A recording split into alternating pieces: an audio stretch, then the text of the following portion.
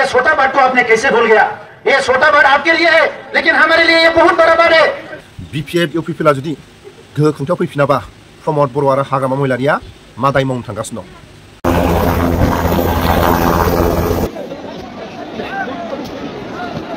थांखि 5,000 मानसि थैनायनि बिनिमयाव जोंनो लाख लाख बर' फिसाफ्रा थांना थानायनि थाखाय मोनसे हादोर नांगौ। बे थांखिखौ जों होसोबोगासिनो दङ।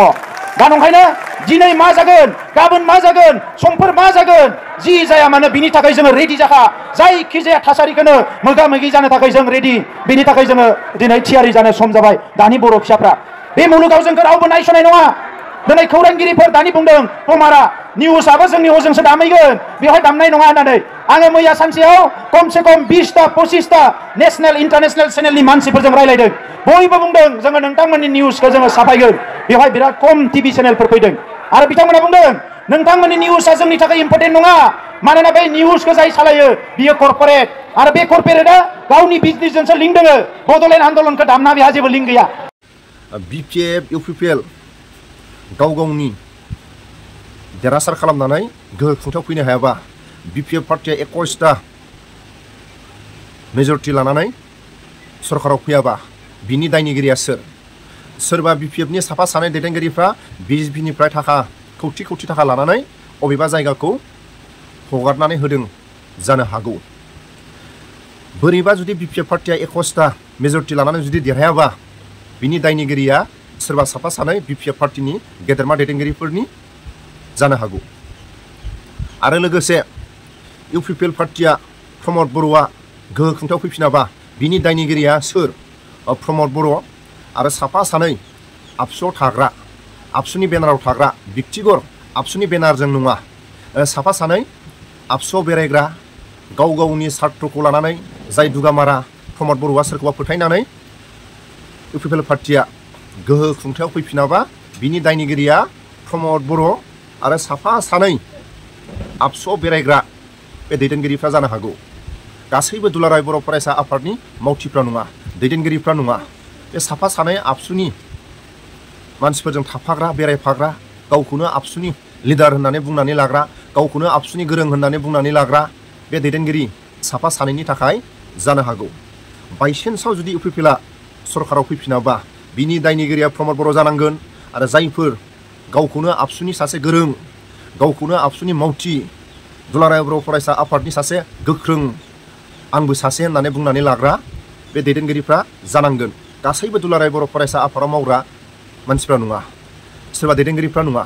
बे गाव गावखौनो आबसुनि बेनार लानानै दुगामारा खालामग्रा बे दैदेनगिरिया जानांगोन, दायनिगिरिया। बिनि थाखायनो आं खावलायो BPF पार्टिया मा जानो थांगासिनो दं, UPPL पार्टिया मा जानो थांगासिनो दं, APB हान्जाखौ रायजो राजाफ्रा भट होनानै गोसो गोथारै भट होनानै देरहाहोयोबा APB हान्जाया रायजो राजाफोरनि थाखाय मोजां खामानि मावनो थाखाय आरो बिटिआर सान्थि सक्तिनि मोजां खामानि मावनो थाखाय बे खामानिखौ मावफुंनो हागोन।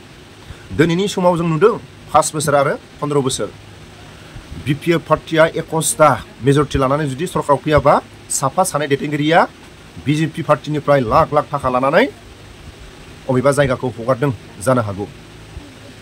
आरो UPPL पार्टिया जुदि गोहो खुंथायाव फैयाबा प्रमद बर' आरो साफा सानै दुगामारा दुलाराय बर' फरायसा आफादाव थाग्रा, गावखौनो आबसुनि बेनाराव गावखौनो सासे गोरों होननानै बुंनानै लाग्रा, गासैबो नङा। दुलाराय बर' फरायसा आफादाव बिबान लानानै थानाय, सोरबा दुलाराय बर' फरायसा आफादाव हेफाजाब मदद होग्रा नङा। बे साफा सानै दुगामाराफोरनि थाखायनो जानो हागौ प्रमद बर'आ जेननो गोनां आरो UPPL पार्टिया जेननो गोनां। जेननो गोनां जायोबा प्रमद बर'खौ डाइरेक्ट दायनिगिरि रायजो राजाफ्रा साननानै लादो। आरो साफा सानै दुगामारा दुलाराय बर' फरायसा आफादावबो बिबान गैया, दुलाराय बर' फरायसा आफादाव गावखौनो सासे गोरों, आंहाबो दुलाराय बर' फरायसा आफादाव बिबान दं होननानै बुंनानै लाग्रा साफा सानै दैदेनगिरिफोरनि दायनिगिरि जानांगोन UPPL पार्टिया जुदि गोहो खुंथायाव फैफिनाबा। सीधा बाथ्रा। बीजेपी का प्रेसिडेंट आप हुआ करता था तो बोरो नेतृत्व ने जाके आप लोग को मिला था, आप लोग से बातचीत किया था, तब आपने बोला था अगर बीजेपी सत्ता में आते हैं, पावर में आते हैं तो हम बडौलेंड का प्रॉब्लम सॉल्व करेंगे, गोरखालैंड का प्रॉब्लम सॉल्व करेंगे, छोटे छोटे राज्य मांगने वाले प्रॉब्लम जो समस्या है इसका हल निकालेंगे, हम सॉल्व करेंगे। कैसे भूल गए आप? कैसे भूल गए? इतना बड़ा अगर लोकतंत्र है, देश को आप चला रहे हैं, दुनिया के सबसे डेमोक्रेटिक कंट्री को आप चला रहे हैं, ये छोटा बात को आपने कैसे भूल गया? ये छोटा बात आपके लिए है, लेकिन हमारे लिए ये बहुत बड़ा बात है। हमारे लिए इसीलिए बहुत बड़ा बात है, जिस राज्य में हम लोग रह रहे हैं, ये राज्य बनने से थाउजेंड्स ऑफ ईयर पहले से हम लोग यहाँ है, लेकिन यहाँ जो आसाम नाम जब से आया, यहाँ इंडिया नाम जब से आया, तो पीछे हमारा यहाँ प्रॉब्लम ही प्रॉब्लम हो रहा है, समस्या ही समस्या हो रहा है। समस्या क्या हो रहा है? हम लोग का अपना भाषा है, हम लोग का अपना संस्कृति है, हम लोग का भाषा संस्कृति यहाँ सिक्योरिटी मिलना पड़ेगा, प्रोटेक्शन मिलना पड़ेगा। तो ये भाषा और संस्कृति प्रोटेक्शन कौन देगा? ये सरकार का रेस्पॉन्सिबिलिटी है, भारत संविधान को देखने वालों का रेस्पॉन्सिबिलिटी है। उधर से तो आप लोग बोलते हैं सबके साथ सबके विकास, आपका प्रधानमंत्री नरेंद्र मोदी जी बोल रहे हैं सबके साथ सबके विकास। हम लोग को पता नहीं किस किस के साथ है आप लोग। 4 साल गुजर गया, हम लोग के साथ आप लोग तो आया ही नहीं। हम लोग कोशिश की आपके साथ जाने के लिए, आपको मौका दिया ही नहीं। आपके साथ जाने के लिए हमने कोशिश किया, आप खुद बोला था सबके साथ सबके विकास, विकास तो किया नहीं आपने। साथ BPF UPPL जुदि गोहो खुंथायाव फैफिनाबा प्रमद बर' आरो हाग्रामा महिलारिया मा दाय मावनो थांगासिनो दं?